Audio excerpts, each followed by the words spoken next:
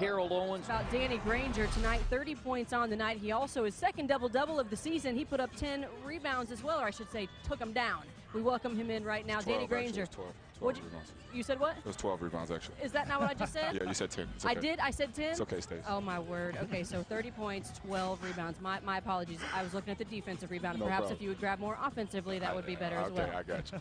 Okay, let's talk about your leadership, because you really did step your game up tonight.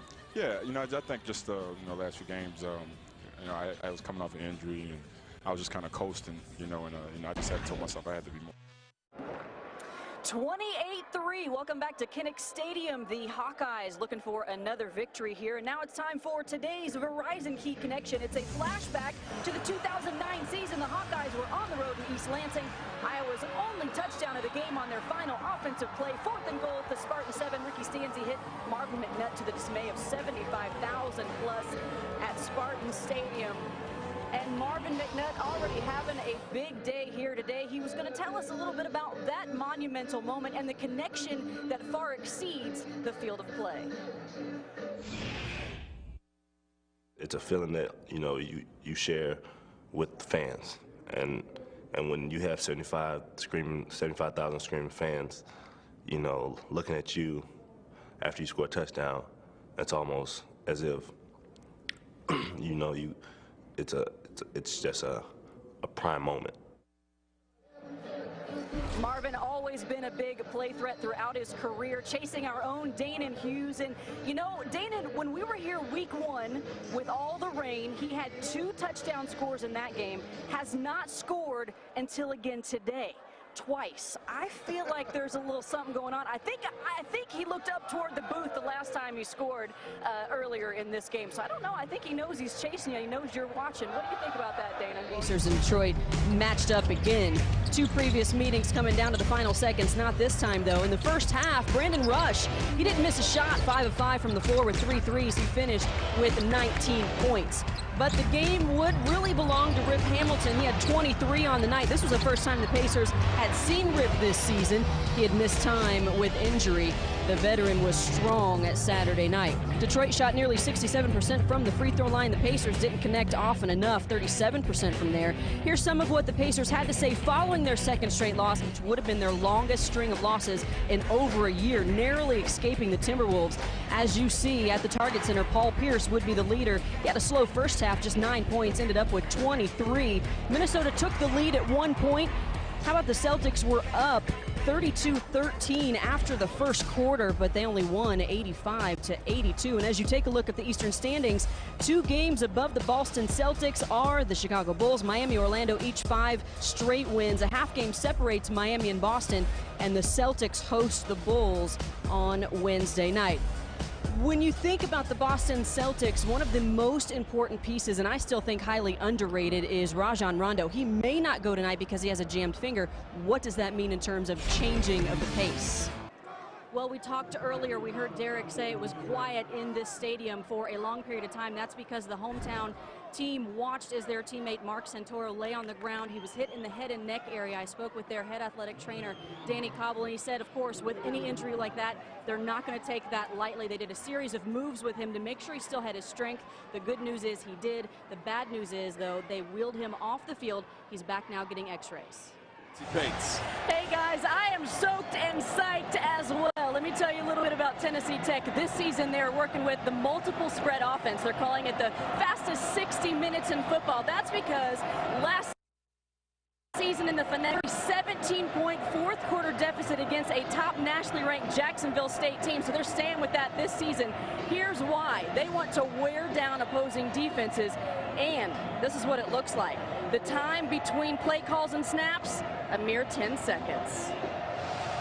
Well, Moose mentioned it. Coach showed up unexpectedly to surprise his team yesterday. I spoke with him on the phone just moments ago, and he told me, listen, it was important for him to do that. He shook everyone's hand, and of course, everyone grew emotional. He also asked me to deliver a message to everyone that's been thinking of him and praying for him, especially for their prayers. He is grateful. He says it's been overwhelming.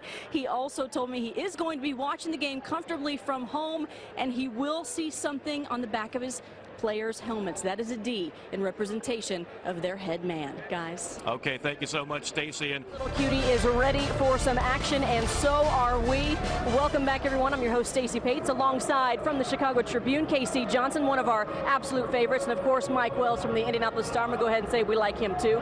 Casey, let's start with you. Your impressions of the Pacers and this first-round meeting so far. Well, it's been a very good series, and the Pacers have played very well. I think their game plan has been excellent. They've been very physical. I wrote before the series, it's one of the few teams that can match the Bulls in terms of their physical play. You know, everybody's played at a high level. Collison, before he sprained ankles, was penetrating the lane pretty easily. But the Bulls are up 2-0. So it's a matter of a number 1 seed taking an 8 seed best shot and still prevailing at the end. And who was the 8th seed last year? The Bulls, that's right, yes sir. Okay, Mike Wells, for players not named Derrick Rose, who are you looking at? Paetz.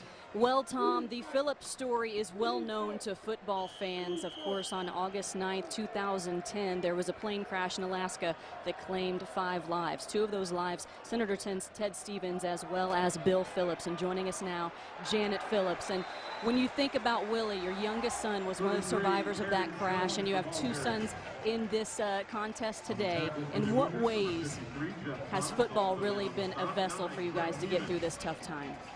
Well, football is something that has brought our family together for many years, and my husband was a player himself, and so he spent many hours with the boys, and so when we are on a football field, we are remembering Dad.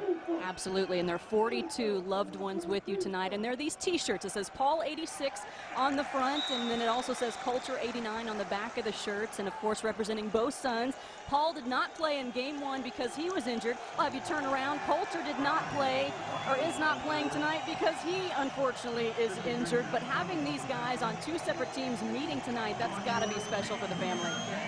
It's something we've looked forward to for the last 2 years. It's been on the schedule for 2 years, and so this has been a family circled in many colors on the calendar for a long time, so we're very happy to be here. We are very happy that you're here. Thank you for your time, and I'm also happy to report that Willie is back in school and he's doing well. The championship, not only for myself, but for Patrick Ewing.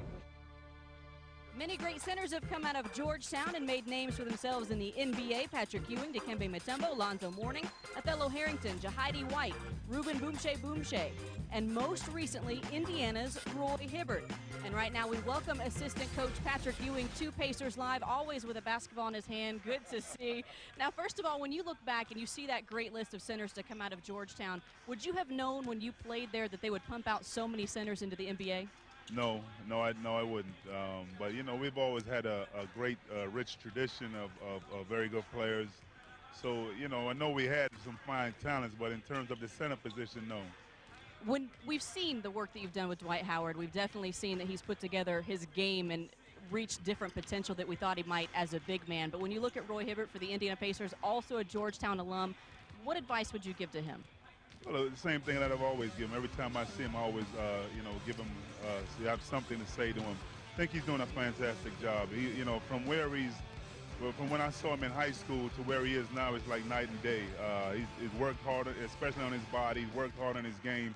So that work ethic is there. You just have to continue to believe in himself and just continue to work, and anything is possible for him. Well, I know these young fellas keep you running. Thanks for joining us on Pacers Live. My pleasure. All right, we're going to take a short break. When we come back, we're going to hear from head coach Jim O'Brien. Will Dante Jones be able to go tonight after that injury in Washington? We'll find out right after this. Sidelines. Well, I spoke with both coaches there at halftime. Kevin Wilson said a lot what Coach DiNardo was just talking about. Too many penalties. It was really sloppy in that first half, and I asked him about Wright Baker, and he told me this is a good opportunity for this young quarterback to continue to grow. He said he's doing well, but he did get bluffed there on the last play. On the other side of things, Buddy Pugh told me they have got to find ways to make big plays. They're just not doing that. They're also having a hard time moving Indiana. Here's the other thing. You can make this certain for sure in the second half. Both teams looking to avoid as many penalties. More, here's Stacy Paetz.